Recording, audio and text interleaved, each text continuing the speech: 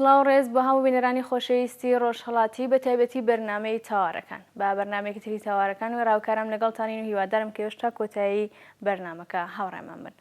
لەم بەرنامەیەدا ئەو ڕێک دەدەینەوە لە بەشداری ژنانی ئێرانی لە بواری ئابووری و بازاڕەکانی کاردا. بەشداری ژنان لە بواری کار و پیشەدا کە نۆرمێکی کۆمەڵایەتیە و لە وڵاتانی پێشکەوتوودا بە ئۆتۆماتیک ئەو بەشداربوونە ڕوودەدات. یەکێک لە ئەنجام و دەستکەوتەکانی خۆناغەکانی بەرەوپێچوونی یەکسانی کۆمەڵایەتیە. کەواتە بەشداری ژنان لە بواری ئابووریدا بە یەکێک لە پێوەرەکانی سەرکەوتن و گەشەکردنی کۆمەڵگا هەژمار دەکرێت.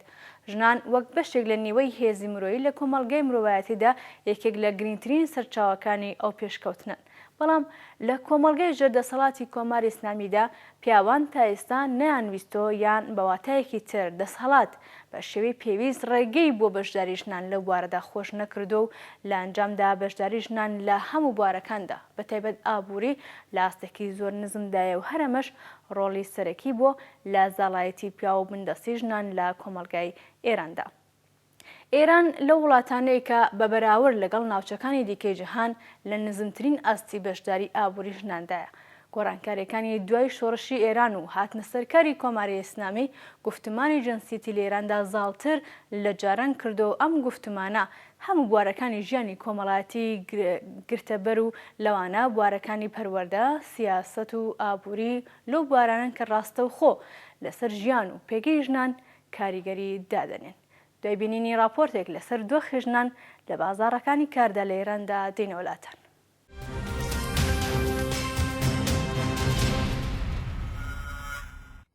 نەبوونی هاوخشتی ڕەگەزێتی یەکێک لە گرفتەکانی بازاڕی کار لە ئێرانە. بارودۆخی بێکاری دەرچوانی زانستگاکان لە کەسانی کەم خوێنەوار قیراناویترە و بەپێی ئەو زانیاریانەی کە لە بەردەستایە نرخی بێکاری دەرچوانی زانستگای چەندین قاتی کەم خوێندەوار و نیوە خوێندەوار زیاترە. سۆهیلا جەلەودارزادە ڕاوێژکاری وەزیری سەنعەت و مادەن و تەجارەت لە بەشی کاروباری ژنان و بنەماڵەکان ڕایگەیاندبوو کە 64% دەرچوانی زانکۆکان لە سەراسەری ئێران ژنان و بەو حاڵەشەوە تەنیا بەشێکی زۆر کەم لە ژنان سەرقاڵی کارکردنن. هەروەها ڕێکەوتی 22 خاکەلێوە عەلی ڕەبیعی وەزیری تەعاون کار و ئاسایشی کۆمەڵایەتی لە ئێران ڕایگەیاند کە نرخی بێکاری ژنان لە ئێران لە پەرەسەندندایە و ئێستاکە نرخی بێکاری ژنان 2 بەرابەری پیاوانە. هەروەها ئامارە فەرمیەکانی لە ساڵی ڕابردوو دەرخەری ئەوە بوون کە نرخی بێکاری ژنان لە ئێران زیاتر لە 2 بەرابەر و نیو بووە. هەروەها ڕەبیعی ئاماژەی بەوە داوە کە خاوەنکارەکان کەمتر ئەو ژنانە قبول دەکەن کە خاوەن منداڵن و زیاتر کچان قبول دەکەن بۆ کارکردن و ئەمەش بۆتە هۆی ئەوەی کە کار بۆ ژنان وەک کاری وەرزی لێهات بێت. راپۆرتەکانی ناوەندی ئامار لە ئێران لە کۆتایی ساڵی 93 هەتاوی دەرخەری ئەوەن کە نرخی بێکاری لە نێوان ژنان 6.32% بووە لە ساڵی 1384 ئەو ڕێژەیەش لە ساڵی 1393 گەیشتووەتە 4.43%. هەروەها ساڵانە ژمارەیەکی بەرچاو لە ژنان لە بازاڕەکانی کار لە ئێران دەردەکرێن. چالاکانی بواری ئابووری و چالاکانی ژنان لە ئێران وتویانە کە سیاسەتی نەگونجاو و نەشیاوی 8 ساڵەی ماوەی سەرۆکۆماری ئەحمەدی نژاد بووەتە هۆی دووبەرابەربوونی نرخی بێکاری ژنان و ئێستاکەش چاودێران لەسەر ئەم باوەڕن کە کەمڕەنگکردنەوەی بەشداری ژنان لە بواری کار و سیاسەت لە دەورەی حەسەن ڕۆحانی نەک باشتر نەبووە بگرە خراپتریش بووە. هەروەها جێگری حەسەن ڕۆحانی سەبارەت بە کاروباری ژنان و بنەماڵەکان لە 3 ڕێبەندانی ساڵی ڕابردوو هەواڵی 80% ئاماری بێکاری ژنانی سەرپەرستی بنەماڵەی ڕاگەیاندووە. ئەمە لە کاتێکدایە کە جێگری سەرۆکۆماری ڕژیمی ئیسلامی لە کاروباری ژنان و بنەماڵە دەڵێت بواری کۆمەڵایەتی و دەرونی زۆر گرنگترە. توانایی ژنان و گۆڕانە بنەڕەتیەکان بۆ بەرەنگاربوونەوە لەگەڵ هەژاری کۆمەلگا گرنگە. بە پێیوتەی جێگری کاروباری ژنان و بنەماڵە هەژاری ژنان تەنیا پەیوەندی بەداهاتەوە نییە بەڵکو هێز، بڕوا، باوەڕ بەخۆبوون و ڕەزامەندی کۆمەڵایەتی لەو پرسەدا زۆر گرنگە. ئەم قسانە لە کاتێکدایە کە کاربەدەستانی کۆماری ئیسلامی ئەو هەلە پێویستیان نەداوە بۆ ئەوەی کە ژنان بتوانن لە ئاسی پێویستدا لە بواری بەرهەمهێنان و ئابووریدا ڕۆڵیان هەبێت. لە لایەکی دیکەوە بەپێی دوایین راپۆرتی ناوەندی ئاماری ئێران ڕێژەی بێکاری لە نێوان ژنانی خوازیاری کار 32.6% لە ساڵی 1384 بە 43.4% لە بەهاری 1393 هەتاوی گەیشتووە. هەر بەپێی ئەو راپۆرتە ڕادێ بەشداری ئابووری ژنان لە پاییزی 1393 هەتاویەوە تا ئێستا کەمتر بووەتەوە. پێوانەی ئابووری لەو ماوەیەدا لە نێوان پیاوان 62% و لە نێوان ژناندا 11% ڕاگەیەندراوە. ئەو ئامارانەی کە لەسەر ڕێژەی بێکاری ژنان لەلایەن ناوەندەکانی ئێران بڵاوبوونەتەوە بە پێی ڕوانگەی کارناسانی ئابووری زیاتر لەوەیە کە ڕاگەیەندراوە. بەواتایەکی دیکە ڕێژەی ژنانی بێکار لە ئێران زۆر زیاترە و ژنان بەهۆی ئەوەی کۆمەڵگەی داخراوی ئێران و بەتایبەت بیری بەرتەسکی سیاسەتی ڕژیم زیاتر توش بووی کێشە دەبنەوە و لە بازاری کاردا کەمتر هەلیان بۆ دەرەخسێت. لەم دۆخەدا ژنانی سەربەرستی بنەماڵە لەگەڵ کێشەیەکی جددی بەرەو ڕوودەبنەوە. کێشەگەلێک کە بە باوەڕی کارناسانی ئابووری نەتەنیا لەلایەن گۆڕانی ڕوانگەی سیاسەتدانەرانی ئابووری و فەرهەنگی بەڵکو بە گەشەی ئابووری و ئاسایی بوونەوەی دۆخی کار و کاسبی چارەسەر دەکرێت. نەبوونی سەرمایەدا ڕێژی، کەمی داهاتی ئەرزی، گرفتی بانکەکانی ئێران بەهۆی هەڵگرتنی بێسەرۆبەرانەی 8 ساڵی ڕابردوو، نەبوونی کەرەستەی خاوی سەرەتایی، نەبوونی ململانی ئابووری، بێکاری زۆر و گرفتگەلێکی لەم چەشنە سەرەکیترین لەمپەرەکانی بەردەم کار لە ئێران و گومانی تێدا نییە لە وەها بارودۆخێکدا ژنان سەرەکیترین قوربانی بارودۆخی نالەباری ئابوورین.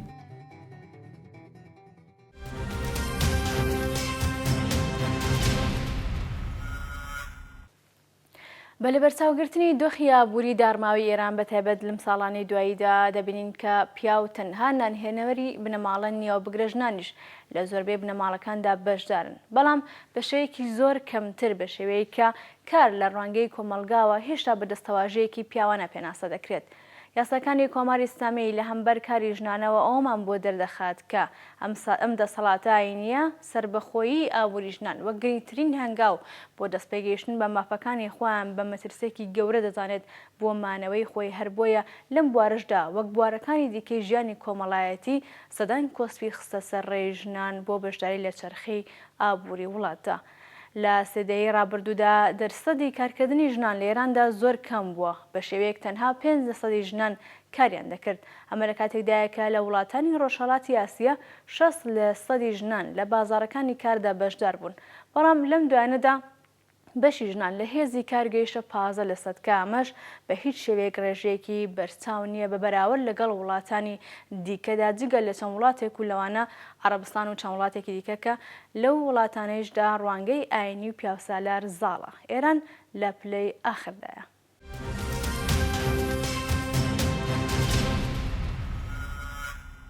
یەکێک لە ڕوانگەکانی زانستی ئابووری بە شێوەی سنەتی ئەوەیە کە ژنان خۆیان دەبەستنەوە بە پیاوان، باوکو و هاوسەر و یان کەسانی پیاوی نزیکی خۆیان. بەم هۆکارە داهاتی ژنیش وەک پلە 2 حیسابی بۆ دەکرێت و تەنانەت کاتێکیش ژن و پیا و کاری یەکسان دەکەن حەقدەستی ژن کەمتر لە پیاو دەبێت. لەم گریمانە گشتیەدا کە ژنان گرێدراوی پیاون، ئەو ژنانەی بەتەنیایی یان خاوەن منداڵ و هیچ جێگەیەکی نییە و باسی لێ نەکراوە. هەروەها ئەم ڕاستیەش لە بەرچاو نەگیراوە کە لە زۆربەی بنەماڵەکان داهاتی پلە دووهەمی ژن بۆ مانەوە و بەردەوامی ژیانی ئابووری بنەماڵە زۆر پێویستە. زانستی ئابووری بەم ڕوانگەیەوە کە هەموو خەڵک بۆ بەدەستهێنانی داهات کار ناکەن و بەم بۆنەوە گرێدراون بە خەڵکانی دیکەوە بنەماڵە وەک یەکەی بنەمای ئابووری ناساندووە. بەم پێیە بنەماڵە بەم جۆرە پێناسە دەکرێت کە پیا و کار دەکات و بەرپرسی بەدەستهێنانی داهاتی ماڵە و ژنیش بەرپرسی ماڵداری و منداڵیش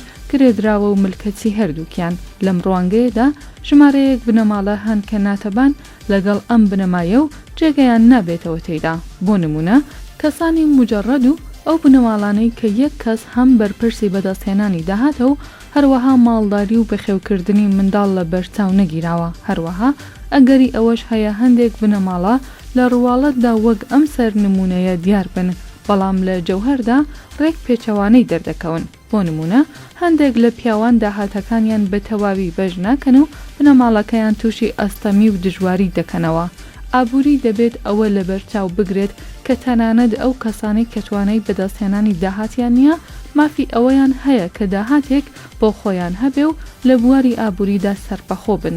گەشەی ئابووری لە بەرژەوەندی هەموو کەسدایە لە ئاکامی پێشکەوتنی ئابووری ناسانی فیمینیست خوازیاری فاکتەرگەلێکی ئابوورین کە دۆخ و پێگەی تەندروستی هەموو تاکەکانی کۆمەلگا لەبەرچاو بگرێت. ڕوانگە سونەتیەکانی زانستی ئابووری کاریگەری زۆر نالەبار و خراپی لەسەر ژیانی ژنان هەبووە. پێگەی پلەی دووهەمی ژنان لە هێزی کار بە حەقدەست بۆتە هۆی ئەوەی کە ژنان هەمیشە هەژارتر بن لە بەرامبەر پیاواندا. ئەمڕوانینە کە کاری ژنان بەرهەمهێنەر و بەشێکی گیانەکراو لە ئابووری نییە بۆتە هۆی ئەوەی کە کاری سەرەکی ژنان لە ئاگالێبوون لە دیتران لە چوارچێوەی ئابووری بسرێتەوە و نەمێنێت و لە ئاکامدا ژنان بەهۆی بێبایەخکردنی کارەکەیان بەردەوام لە هەژاریدا بمێنەوە. نائەقلانی ڕوانینی حکوومەتی ئێران بەرامبەر بە ژنان بۆتە هۆی ئەوەی کە ئەوان بەهۆی هەڵبژاردننی بژاردەی جیاواز خەساری زۆر ببین و هەروەها لابردنی ژنان لە زۆربەی ناوەندەکانی بڕیاردانی ئابووری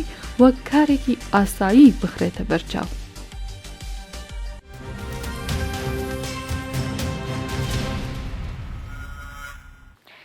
لە ئێران بارودۆخی کرێکاران بەگشتی و ژنانی کرێکار بە تایبەتی زۆر خراپە. بۆ نمونە هەلومەرجی نالەباری شوێنی کاری ژنان و بێمافی و مەترسی دەستڕێژی جنسی و حەقدەستی کەمیان باشکرا ئەوە نیشان دەدات کە ئەمانە هەمووی بەشێکن لەو لەمپەڕانەی کارکردنی ژنان هەرچەند بەشداری کەمی ژنان لە هێزی کاری ئێراندا بە یاسای بنەماڵەشەوە گرێدراوە. پەرەنسیپی بنەماڵەیی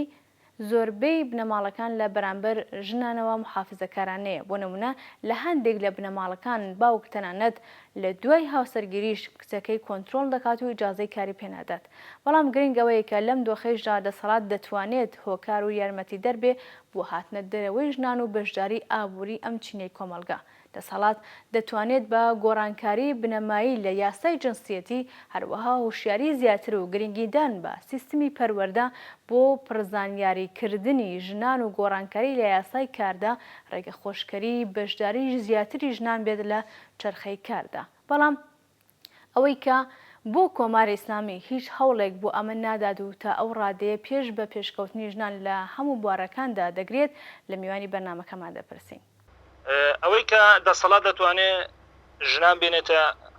چالاکی اقتصادیەوە یا بۆی کە بێنێنێتە چرخەی تەوریدیان چاکتر لە بازارەکانی ئێراندا یا لە بازاری تەوریدی ئێراندا وەچەرخان بخە شتێکی زۆر زۆر دروستە. وەلی متعەسفانە لە قانونی ئاساسی ئێراندا باسی دەکاوە لە دیدگای ئیسلامەوە چین دینی حکوومەتی ئێران ئیسلامە بە دیدگایەکی ئیسلامەوە چاو لە کاری ژنیا چاو لە ژنیا دیدگایەکی کە نسبەت بە ژنیانە ئیسلامە و ئەو دیدگایی کە ئێرانیش هەیەی وە چاو لە قشری ژندەکە جەمبەیەکی تەولیدی هەیە. ئەویش تەولیدەکەی چیە لە ماڵێدایە و منداڵ تەولیدکردنە، یعنی بۆی کە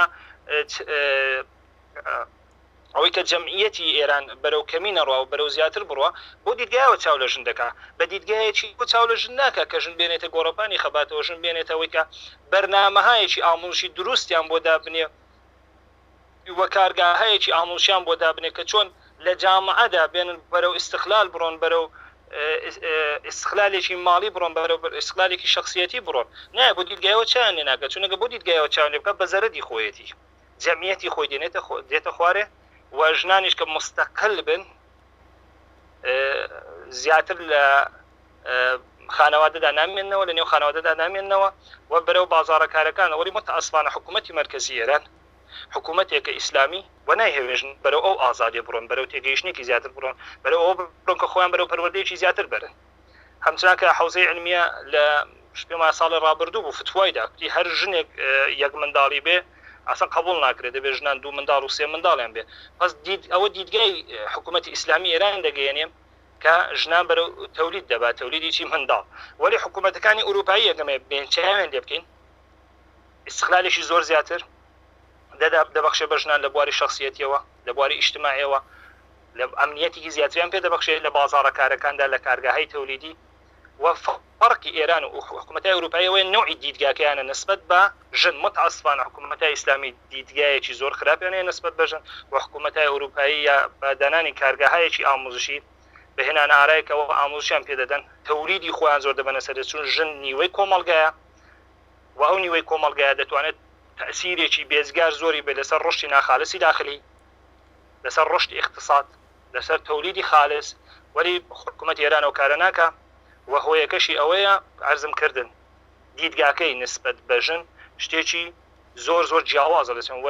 لە ئێراندا متەئەسفانە ئیمکاناتی ئامۆژی زۆر کەمە بۆ پەروەردەکردنیان چ لە بواری بەرخورد یا ژیان لە نێو ماڵ و چ لە بەرخورد لە دەرەوە.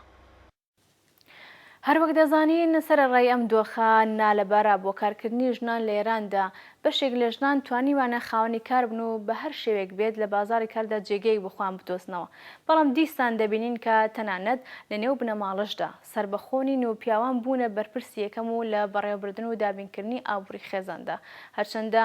لە بازاری کاردا هەن بەڵام کاری ناوماڵ و پەروەردەکردنی مناڵ کاری یەکەمی ئەوان بووە. لێرەدا خودی ژنانیش بەرەڕووی ڕخنەیەک دەبنەوە، ئەویش ئەوەیە کە هەندێک جار خۆیان قبوڵی دەکەن کە بە حەقدەستی کەمتر لە پیاوان کار بکەن و هەندێک جار تەنانەت بە دابینکردنی سەرەتاییترین پێداویستیەکانی خۆیان قەنەعات دەکەن و هەر ئەمەش خۆی ڕێگرە بۆ سربەخۆیی ئابووریان.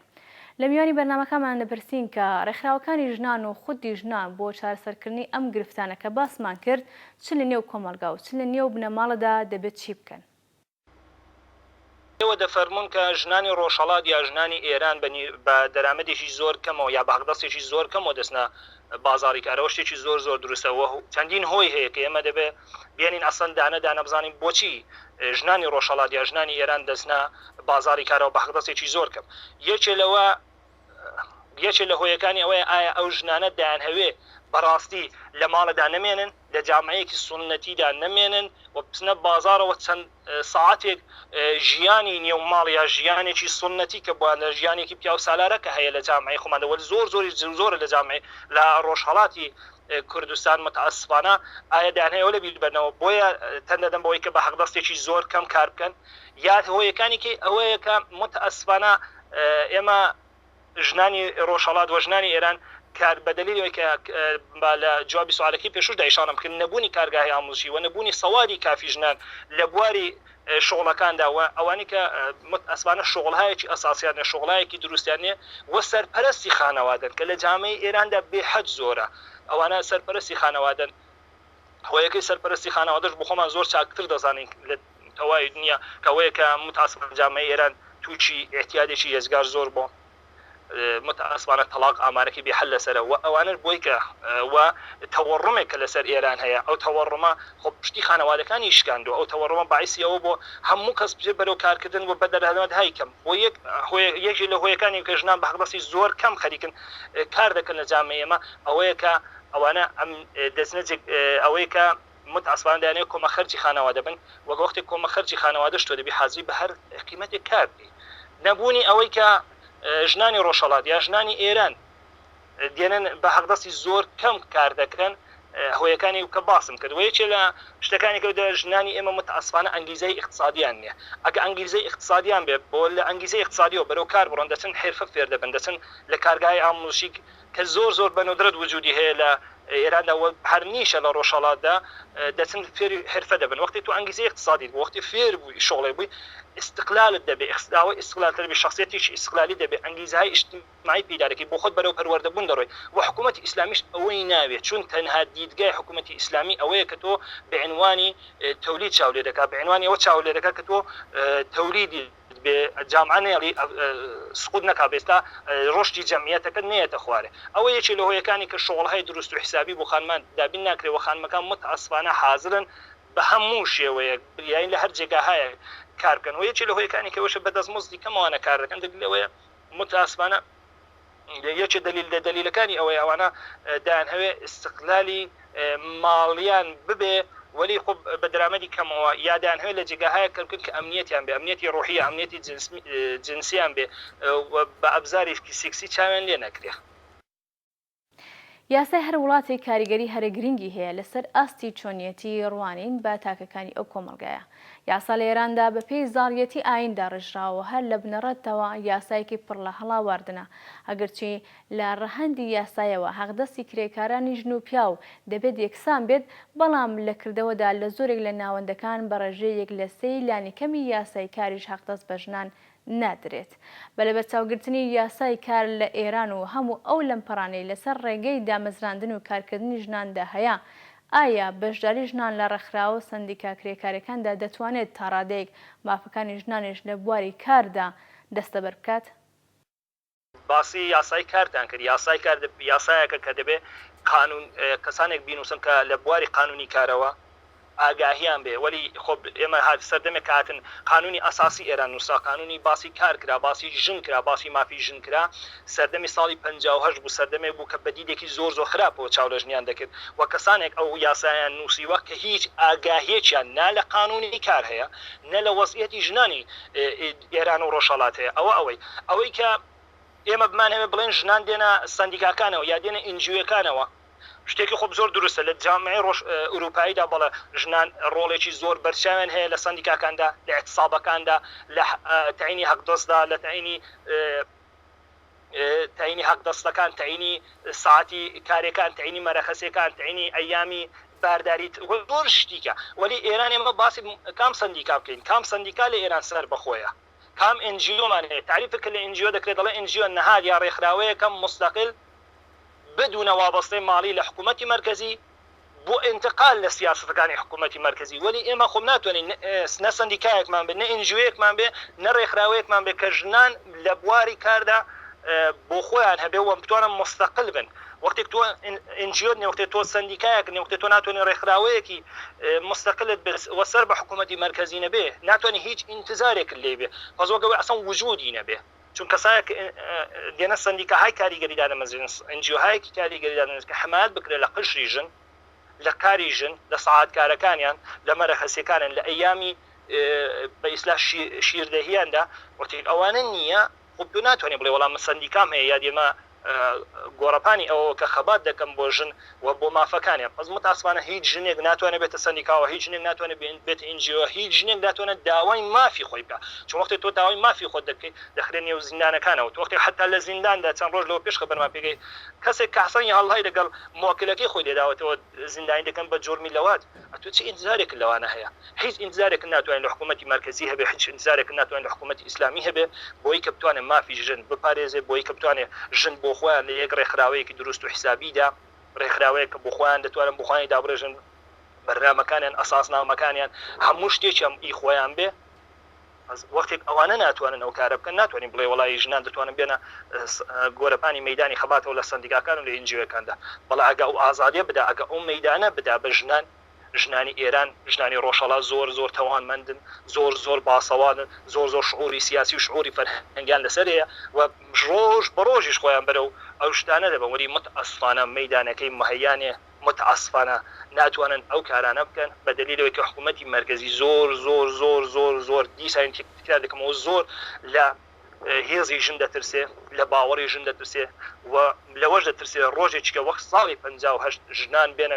مەدانی خەباتەوە داوای داکۆکی مافەکانی خۆیان بکەن و مافەکانی خۆیان بێ پس متئەسفانە ناتوانین باسیەوە بکەین کە بڵێن ژنان دەتوانن واردی سندیکا یا NGOەکان بن لە ئێراندا باش